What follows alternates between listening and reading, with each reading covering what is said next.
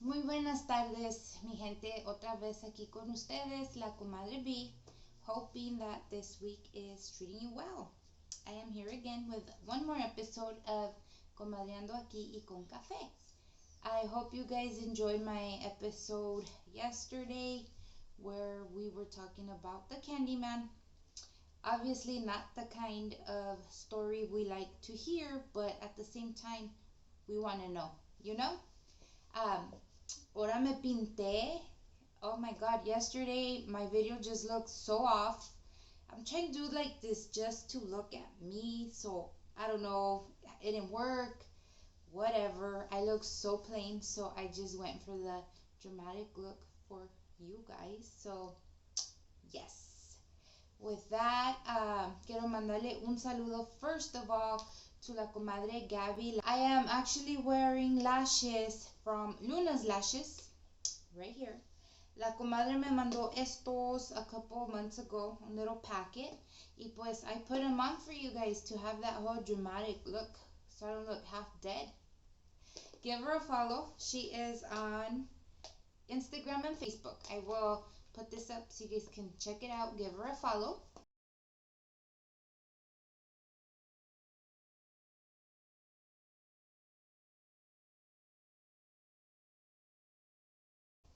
Saludos a la comadre. She has this new collaboration going on with Bellota. It's another eyeshadow makeup line she has going. So check that out too. It's very fun to look at and nice product. So give her a follow and buy something. Mother's Day is around the corner. She does shipping. So make sure and give her a follow. Check out all her inventory y compren algo. Make your mama look nice.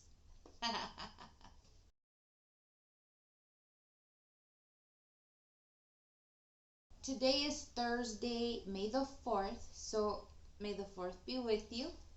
Nah, estoy payaseando. Anyways, otro saludo. Right now quiero darle un saludo a toda la gente que trabaja en los callejones here in downtown LA. Si hay gente que sabe trabajar, es esa raza right there. You see kids, you see all adults, you see older kids, you see gente mayor, you see de todo allí y no se rajan. Rain or shine, ahí están en su changarro atendiendo, selling, you know what I mean? For you guys that are out of state, that are not familiar with our callejones here in downtown Los Angeles, this is the place you go and you can literally find a kidney if you look hard enough. I am not joking. You can find makeup, you can find hair tools, you can find all kinds of clothes, men, women, blankets, all your stuff for your bathrooms. I don't know if I said blankets, dogs. I bought a dog there. Like anything and everything you can possibly think of is here on Maple Street. The whole alley is the fashion district. On the other side, we have flower district. So, like coronas que quieras llevar a un funeral, that's the spot to get them. On the other side, we have the fabric district. Believe me, yo me pierdo allí and I am the happiest person ever. So, like I said, un saludo a ustedes que saben trabajar bien y bonito. And if anybody that works there is watching me, drop a comment because I love my people. Esa es mi raza. You know what I mean? There is another building on San Pedro, huge. También, once again, for you guys that are not too familiar, a lot of your stuff probably comes from here, from East Los Angeles or downtown LA, however you want to reference it. People buy wholesale here and they go back to their business and do resale. On San Pedro, there is a website called fashiongo.net. Super fun. You could buy everything wholesale with a click of a finger, either on your computer or your phone, versus having to go to LA and shop and shop. I've done wholesale for a long time, probably 22 years now or so. And yeah, you would need your seller's permit, send it in, application, this and that. And yeah, that website is fashiongo.net. You will have access to about 200 plus stores, all wholesale. There is an amount you have to buy, pero there is a little tip for you guys. You know I love to share my intel. Y pues there, you guys got it for me. La comadre B. Like I said, you do need a seller permit to set up your account. I love LA. I love the culture. I love my people. Gracias Dios Padre mío for allowing me all the experiences. If you are not from around here and you come down to California, the LA area, believe me, that's a place to go walk around, shop around, or just get un taco de ojo, you know what I mean? In English, we call it window shopping. Trust me, you will not regret it. With that being said, let's get into the topic I have for you guys today. Okay, so obviously spring is supposed to be here. Ahora está lloviendo otra vez. The weekend was like 90 degrees. ¿Qué pasa? ¿Quién sabe?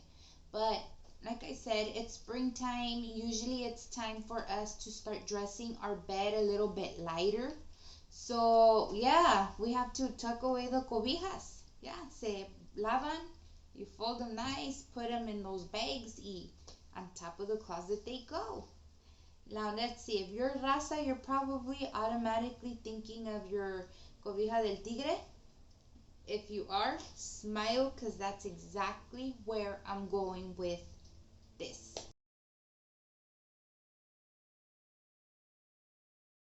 Let's talk about these cobijas. There's memes on them all over Facebook, Instagram, social media, if you will. Google actually says that they are tacky. It says that they have blooming flowers, snarling tiger heads, anything fascinating and deliberately tacky.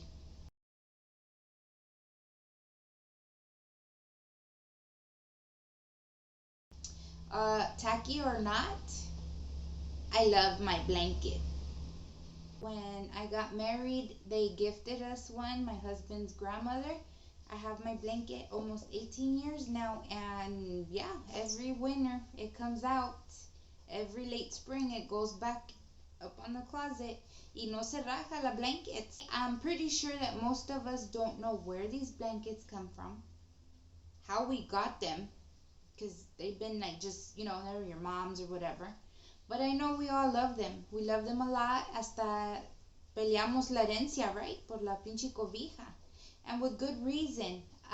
These are like a collector item now. And I mean collectors because ya no se hacen estas cobijas. A couple weeks ago, I was talking with my mom. Hi, Mom. Se me olvidó saludarte in the beginning.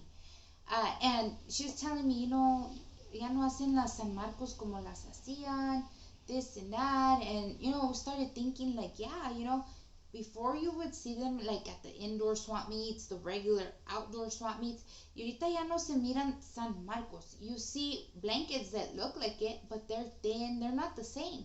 So I told my mom, you know what, let me look into that and I will tell you why. So this is the why. The company shut down many years ago. That's part of what I will tell you right now. Pero these are obviously collector items for that reason, because ya no se hacen. So if you have a blanket that was purchased in the 90s or before, you're good. Take care of it, wash it nicely, preserve it, porque ya no van a encontrar. Aquí les va la historia. The founder and creator of these blankets se llama Jesús Rivera Franco. Yes. This señor started doing the whole fabric textile craft when he was young, long time ago. So he lived with his family in Mexico. He's from a little pueblito called Teocaltichi. Es en Jalisco. He was actually born here as well. So, like I said, he lived there with his family. And this was back in like the 1920s, cuando estaba muy de moda la guerra de los cristeros. If you guys don't know, Vicente Fernández tiene una canción también que grita, Viva Cristo Rey, they shoot him. Okay, that's what I'm talking about. This was a war that happened for 3 years back in the 20s. And the reason behind this war was the government was trying to push their beliefs on, religion, this and that. It's a whole other mess. I promise we will get into it.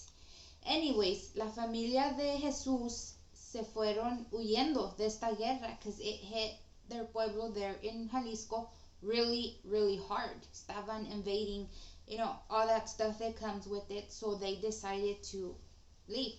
Huyeron. Cayeron hasta Aguascalientes y allí se quedaron un buen tiempo. Si les fue bien, the family, they opened up a business, and in this business they would do sombreros, scarves, shawls, bedspreads, blankets, sheets, las sábanas. Todo eso hacían en esta business. So yeah, they lived there for a few years. Everything was nice, but they decided it was time to go back home. Ya querían irse para Jalisco. Pues ya se regresaron, pero Jesús stayed behind. He was at the time working for a sarape company, and he wanted to learn the whole craft behind it so he can obviously start his own business. And he just said, you know what, I'll catch up with you guys later. Yo aquí me quedo. The family returned. Jesús se quedó. He ended up working for this sarape company for many years. He literally worked every position. He learned every machine. He learned the craft like the back of his hand. Ya después de unos años se regresó a su pueblo, and he opened up his very own textile company, and he named it San Marcos. ¿Por qué? Porque allí cerca está the San Marcos Square, un parque que tiene los arcos.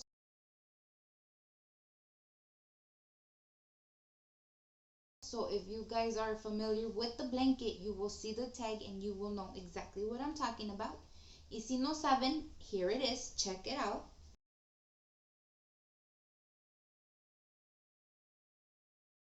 So yeah, he worked his company really good, todo iba bien. But all this time he had ambition for something else. He had a vision too, like, I want something that will separate me from the rest, una blanket, yo no sé, algo, ya hay zarapes, yo quiero algo que sea mío. And he was just like the whole time just pondering and thinking, and he couldn't put his finger to it, but he knew que quería algo de distinguir, right? Pues en uno de sus business trips se fue a España, and he found exactly what he was looking for. ¿Qué era? Let's think, ¿qué era? Un acrylic blanket, just like San Marcos blankets. He seen it. It was thick. It was lightweight. It was nice. He thought it was pretty. The design was nice. He said, this is what I want to do. Like any perfect and good businessman, se fue en friega para atrás para Mexico, and he copied the blanket. I'm playing. But he did. He went back to his pueblo y hizo, his attempts at making these blankets. It took him 5 entire months with a lot of tries, with a lot of accidents, mistakes, a lot of errors, a lot of mismatches, but he finally got it after 5 whole months of trying to do this blanket. So in 1976 was the birth, nació la first San Marcos blanket. These blankets were such a genius success that Jesus had to open several companies throughout Mexico, Aguascalientes, everything else. He had a total of 10 factories. Que día y noche they were sewing. Oh my goodness. 70s and 80s were the decades for Mr. Rivera.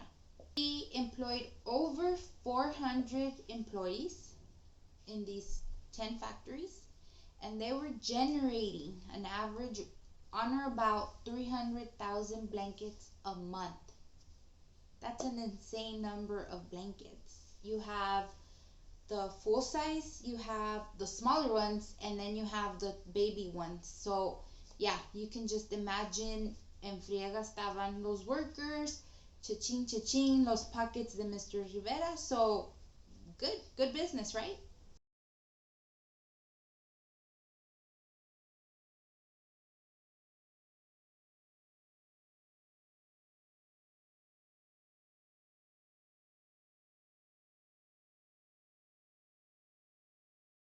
Well, these blankets pretty soon were like a freaking disease. They were spreading everywhere.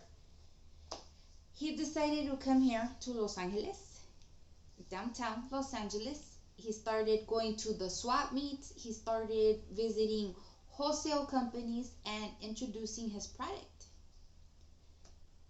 Everybody loved him. They said, dame 10, dame 15, dame 50, give me 100, bring them. This man was coming over the border, dropping off these blankets in downtown LA. Meanwhile, other people were buying them. Back then, you could get a good blanket for about $20 to $30. They said que las señoras de la casa andaban bien emocionadas because while we had Tupperware parties and Avon here, allá en Mexico, they were selling San Marco blankets in parties. So todos tenían blankets, todos querían blankets, todos estaban vendiendo blankets. So it was just the thing to do. Well, unfortunately, here comes the sad part of the story. Like every good thing, it comes to an end. El señor Jesús empezó a hacer real estate. So, he really liked the whole change of numbers and houses and properties and values. It was taking up all his time. So ya no quería atender las tiendas con los blankets. Se enfadó. He just wanted to do real estate, sell these houses and flip these properties. So he ended up selling his company, Las San Marcos Blankets. So in 1992 was when he handed over keys, papers, inventory, merchandise, whatever you want to call it. Y ya cerró su puerta él de su negocio de él. So it was no longer Grupo Textil San Marcos. The new company that took over, obviously they kept the San Marcos tag, pero their company was now called Grupo Sydsa, SYDSA. That's who took over the company for the next couple years. Their main office was out in Monterrey, Mexico. Hicieron muy buen negocio, like I said, for about the next decade or so. Y luego cambiaron las cosas. A few years after they took possession of this whole business that they were doing, el que fue presidente en ese tiempo, que era Carlos de Gordari, ended up opening the borders for business with international places, and that's how Mexico started doing business with Asia. Yes, and I'm pretty sure you know what comes after that. Coming in from Asia over here, empezaron a vender a bunch of these mink plush blankets that look a lot like San Marcos. What ended up happening is that the San Marcos blanket started losing its value because these people are selling these knockoffs, because no eran obviously the real San Marcos. They were just nice and fluffy with the same designs, tigers, eagles, flowers, ositos, you know what I mean? That kind of stuff. So people in Mexico couldn't distinguish the difference because they didn't know, Like we know, say Coach, you have the tag inside with the barcode or whatever, the numbers that you can tell. Different things on different brands that you know how to tell the difference. Pues allá todo era nuevo, so no sabían que, hey, the original San Marcos tiene esta tag. Venían these blankets with the care tag in English, so that was like, but people were still thinking they were buying the real thing.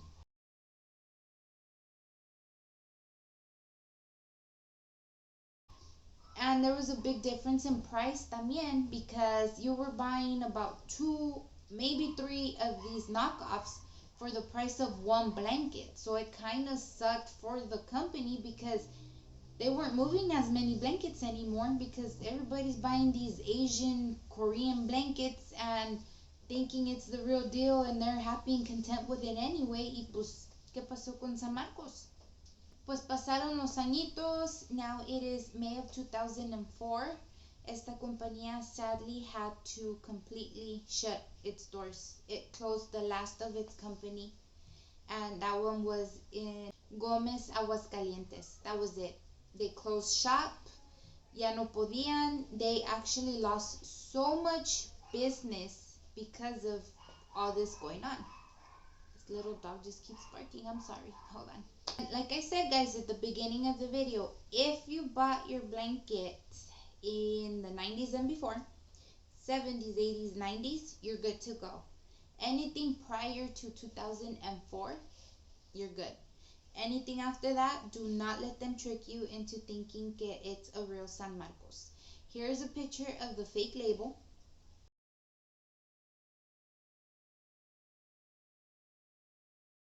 It's in English, no arcos, no nada. Exactly. So si dicen it's a real San Marcos, say, la comadre told me no. Well, don't tell them that, but you know what I mean. You know, these Asians blankets, don't take me wrong, están nice también, duran mucho, pero like I said, they're not original. They're little knockoffs, so don't get all disappointed if they don't last. These blankets are said to last over 20 years with proper care. Do not throw them in the dryer. That is number one, do not do. The tag actually says que se laven a mano. It's ridiculous. These blankets are freaking huge and heavy when they're wet. Throw them in the washing machine, use cold water, and just hang them to dry, aunque duren 3-4 días para secarse. That is your best care that you can give these blankets para que se la pases a tu daughter when she gets married and she goes to her own house. Trust me. Maintenance of your stuff is the best way to make it last. So, you're probably asking right now, entonces, ¿cómo fregados compro una San Marcos? Well, sadly, ya no hay. No las están haciendo. So, your best bet would be eBay. I've checked them out. They go up to $200, guys. So, esta gente sabe lo que está vendiendo. Like I said, they're not a dime a dozen anymore. They're very, very rare to find. Etsy también tiene a bunch of the vintage stuff, so you can find your blankets there.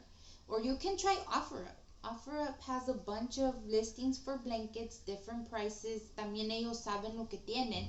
And like I said, at this point now, today, right now, they're vintage items. Ya no se hacen, they're hard to find. So if you're going to want one, you're going to have to pay the price for it.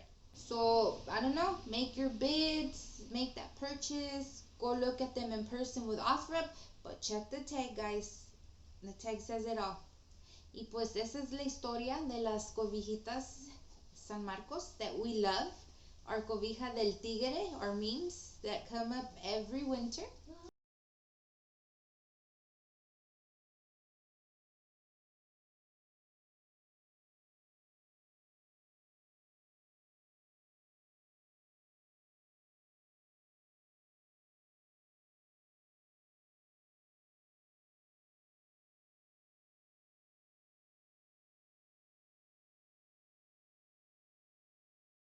Y pues, even though Google says they're tacky, I'll take it. I love me my blanket. Oh no, let me tell you, without my blanket I can't sleep. Not only that, tápate las patas because el cucuy te las va a jalar. Play. Alright guys, con eso los dejo el día de hoy. I hope that my little story was of information to you guys. Como siempre, it was my pleasure to sit here with you guys.